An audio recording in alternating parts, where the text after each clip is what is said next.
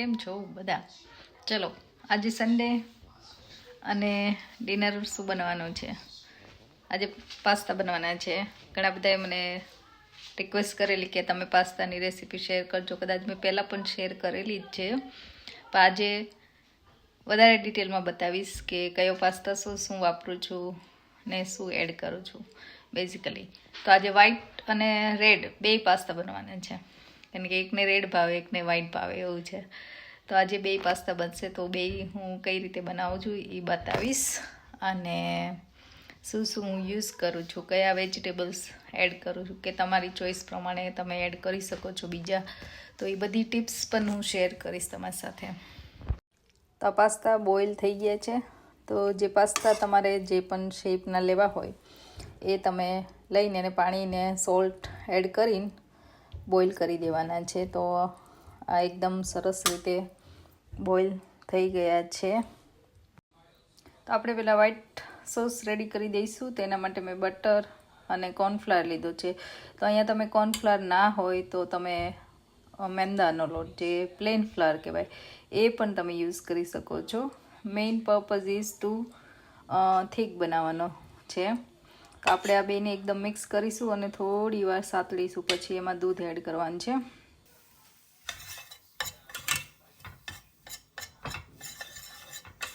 આ રીતે મિક્સ કરીને હવે છે ને આપણે આમાં દૂધ એડ કરીશું.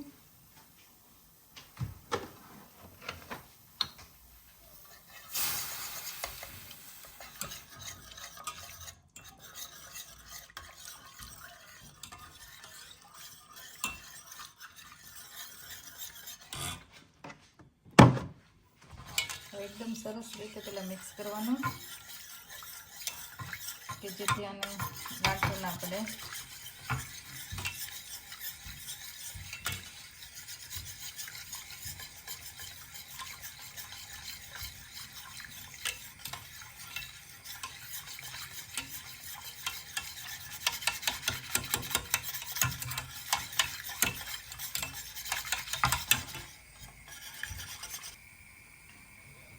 હવે જોઈ શકો છો એકદમ સરસ મિક્સ થઈ ગયું છે અને થીક પણ થવા માંડ્યું છે. તો હવે આપણે બ્લેક પેપર એડ કરીશું, normal black paper powder.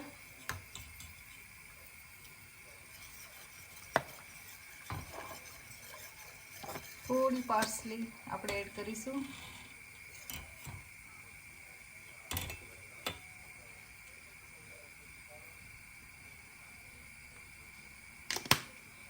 Parsley, થોડું નટમેગ પાવડર, જે આપણે શું કહેવાય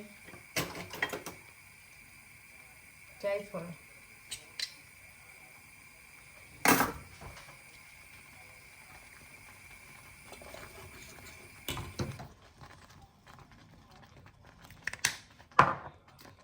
અને થોડી ચીલી ફ્લેક્સ.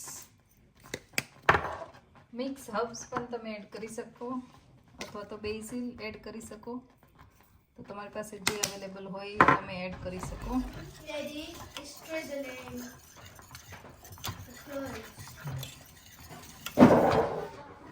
તો મેં થોડું સ્વીટ કોર્ન અને થોડું મેયોનીઝ એડ કરી દીધું છે, અને થોડી ચીઝ એડ કરી દઈશ, કારણ કે પછી એ લોકોને ચીઝ ઉપરથી પણ ભાવતી હોય છે, એટલે થોડીક જ એડ કરીશ. તો આમ એકદમ ઠીક થઈ જ ગયો છે, જો તમને દેખાય. બીજા વેજીટેબલ્સ પણ તમારે એડ કરવા તો કરી શકો. બ્રોકોલી પણ આમાં સરસ એકચ્યુઅલી લાગે છે. આજે બ્રોકોલી છે નહીં, એટલે મેં ખાલી સ્વીટ કોર્ન જ એડ કરી છે.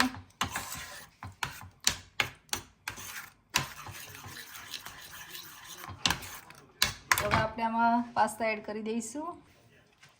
આ રીતે પાસ્તા મેં એડ કરીને બધું સરસ રીતે મિક્સ કરી દીધું છે. તો આ વ્હાઈટ પાસ્તા એકચ્યુઅલી થઈ ગયા છે રેડી.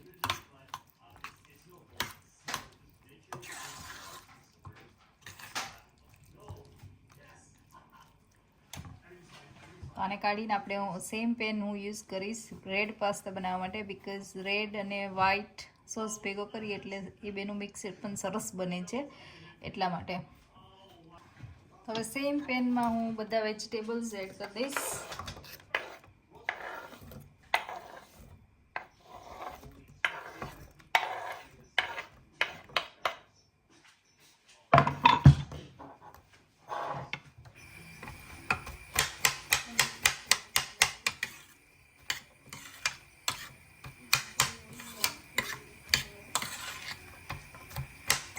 અને આપણે થોડી વાર આ બધા વેજીટેબલને સાતળીશું. તમે ઓલિવ ઓઇલમાં અલગથી પણ બધા વેજીટેબલ સાતળીને લઈ શકો છો.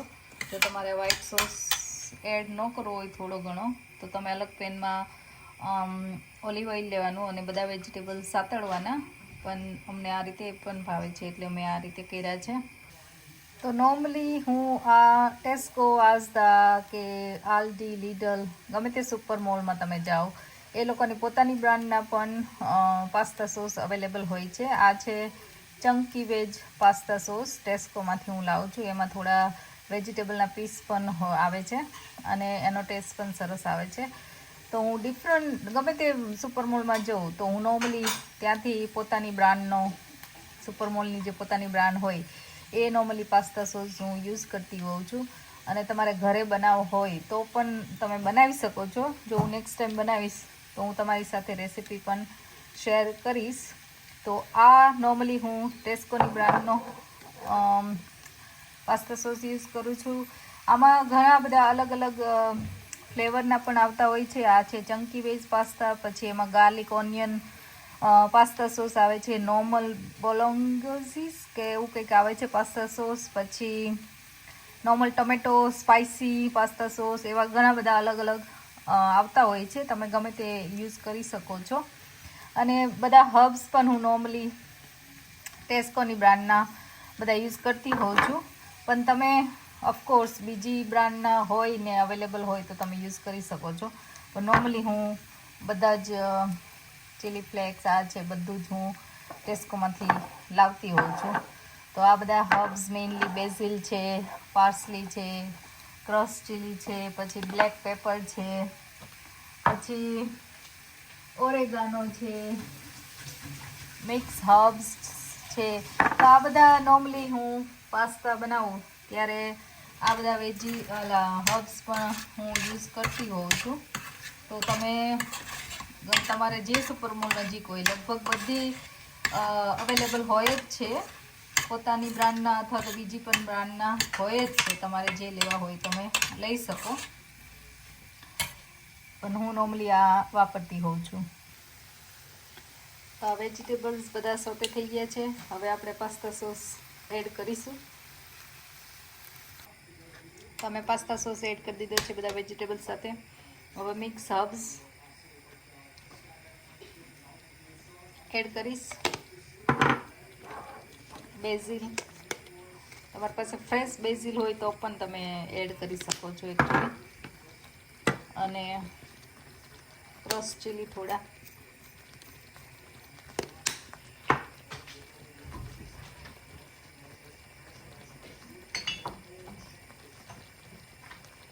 અને થોડું કેન પેપર. તમે પેપ્રિકા હોય તો પણ તમે યુઝ કરી શકો. એ બે ના હોય તો તમે લાલ મરચું પણ સ્પાઇસી જોતું હોય તો એડ કરી શકો છો.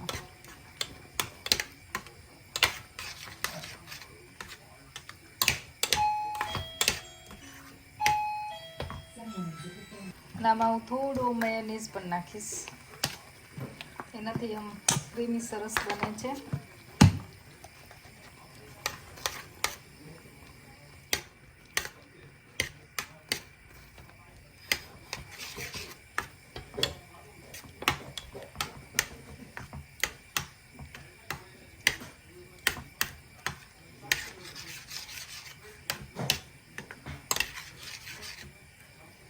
સરસ રીતે પાસ્તા મિક્સચર જે સોસ સાથે હોય રેડી થઈ ગયું છે. હવે આપણે જે પાસ્તા બોઇલ કરેલા છે એમાં એડ કરી દઈશું.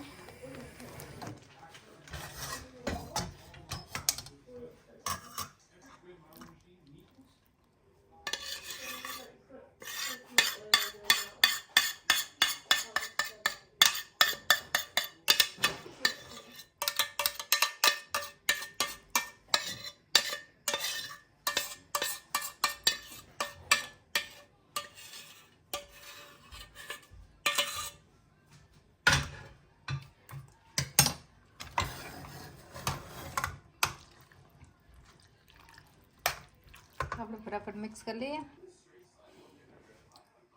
તો આ રીતે બધું મિક્સ થઈ ગયું છે અને અમને છે ને થોડા વધારે સોસ હોય એવા પાસ્તા ગમે છે એટલે આવા, પણ તમે એડજસ્ટ કરી શકો છો તમારે કેટલો સોસ ઓછો વધારે ભાવે તો એ રીતે તમે લઈ શકો છો. વેજીટેબલ્સમાં હજી તમે આમાં કટજેટ અને કલરફુલ વેજીટેબલ નાખો તો સરસ થાય છે. ઓફકોર્સ બીજા વેજીટેબલ જેમ કે ગાજર છે, વટાણા છે, એવું બધું તમારે એડ કરવું હોય તો પણ કરી શકો છો. તો હું આ રીતે બનાવું છું પાસ્તા અને આ પાસ્તા થઈ ગયા છે રેડી. તમે મને જણાવજો કમેન્ટમાં તમને કેવા પાસ્તા વધારે ભાવે છે, રેડ અથવા તો વ્હાઈટ પાસ્તા. તો આજે 2 પ્રકારના પાસ્તા બન્યા છે અને આ રીતે હું બનાવું છું. તો તમે કમેન્ટ જરૂર કરજો અને ટ્રાય કરો તો પણ મને જણાવજો. ઓફકોર્સ તમે આમાં ચીઝ એડ કરી શકો છો. ચાતને ને સ્નેહને ઉપરથી એ લોકો ચીઝ એડ કરે એવી રીતે ભાવે છે. ઘણીવાર હું પાસ્તા બેક પણ કરતી હોઉં છું. તો ઓવનમાં તમે ચીઝ ઉપર નાખીને બેક કરી શકો છો. તો એ રીતે પણ કરી શકો છો. એટલે તમને જે રીતે ભાવતા હોય એ પ્રમાણે તમે ચીઝ એડ કરી શકો છો અને બેક પણ કરી શકો છો જો તમને એવી રીતે ભાવે તો. તો પાસ્તા થઈ ગયા છે રેડી. ચલો આ બધું ટોપ કરવા માટે ચીઝ ને કેન પેપર ને બધું વ્હાઈટ પાસ્તા સોસમાં બધું એડ કરીને બધા ખાય. તો થઈ ગયું છે રેડી. ચલો જમી લઈએ હવે. બરાબર ચાત સ્નેહને તમારે? મારે બરાબર ચાત નું ફેવરેટ બન્યું, ચાત ને બરાબર જ હોય ને આજે. હા ચાત ને બહુ ભાવે પાસ્તા એને. કેટલા દિવસથી નહોતા બનાવ્યા કા? કેટલા વીકથી નહોતા બન્યા? હમણાં તો કેતી ને કઈક કે આટલા નતા બનાયા લાસ્ટ વીક, એના પહેલાનું વીક એ નતા બન્યા આઈ થિંક હે ને. તો આવી જ નવી નવી રેસીપી આઈ હોપ કે તમે મારી એન્જોય કરતા હોય. મને ક્વિક રેસીપી વધારે ગમતી હોય છે તો હું એવી તેવી સરસ રેસીપી શેર કરું છું. તો પ્લીઝ તમને ગમતી હોય તો લાઇક, શેર એન્ડ સબસ્ક્રાઈબ મારી ચેનલ. તો તમને આવી જ સરસ નવી નવી રેસીપી મળતી રહેશે.